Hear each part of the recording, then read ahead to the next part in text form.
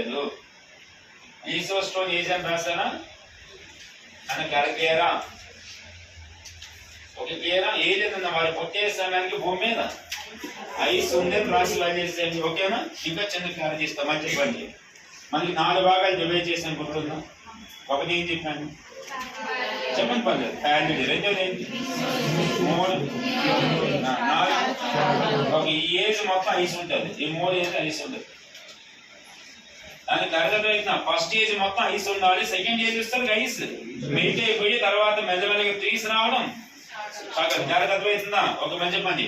First stage number 1 ఏదైతే ఉంటుందో with ice, stage number 2 నుంచి వితౌట్ ఐస్. వితౌట్ ఐస్ ఎప్పుడైతే క్లోజ్ అయిపోతుందో ఆటోమేటిక్ గా భూమి మీద ట్రీస్ రావడం స్టార్ట్ అవ్వాలి.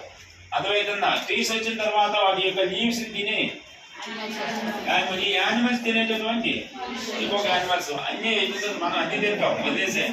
Okay first one close. Okay next question try చేస్తున్నా. మధ్య మన పీసో స్టేజ్ 1 2.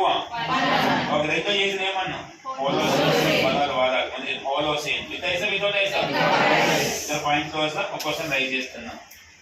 ఫస్ట్ హ్యూమన్ స్టార్టింగ్ పుట్టినప్పుడు నన్న దీంట్లో 7 స్టేజెస్ ఉంటాయి. మొత్తం మనిషిలో రూపాలు. హ్యూమన్ ఎన్ని రూపాయలు ఉంటాయి మొత్తం? అందులో 7 హోమోసోఫియా. దాని ఆ రోజు మీకు సైన్స్ లో కూడా వస్తుంది. ఏ పేరు?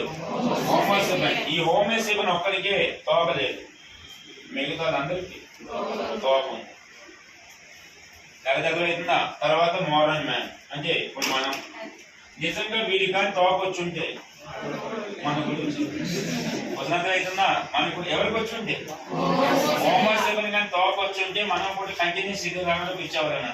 అంటే అంత ముందు ఉన్నదందరికి కంపల్సరీగా ఒక ఎగ్జాంపుల్ క్లారిటీ తీస్తున్నా. ఇందులో లాస్ట్ ఎవరన్నా హోమోసోఫియన్. రాక్ ఏజ్ అయ్యేసరికి లాస్ట్ ఉంటుంది.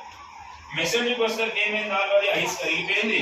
తర్వాత టైల్ అనేది ఆల్రెడీ క్లోజ్ అయిపోయింది. తర్వాత మెల్లమెల్లగా రూపం చెందుతూ ఉండాలి. మంచి చేస్తున్నా వచ్చిందా క్లారిటీ చేస్తున్నా. హ్యూమన్ లో కైండ్స్ ఆఫ్ హ్యూమన్స్ అని పేరు చెప్తున్నా. కొన్ని పేర్లు గుర్తుపెట్టుకోండి. మీరు ఒక హ్యూమన్ పేరు హోమోనిడ్. ఏ పేరు?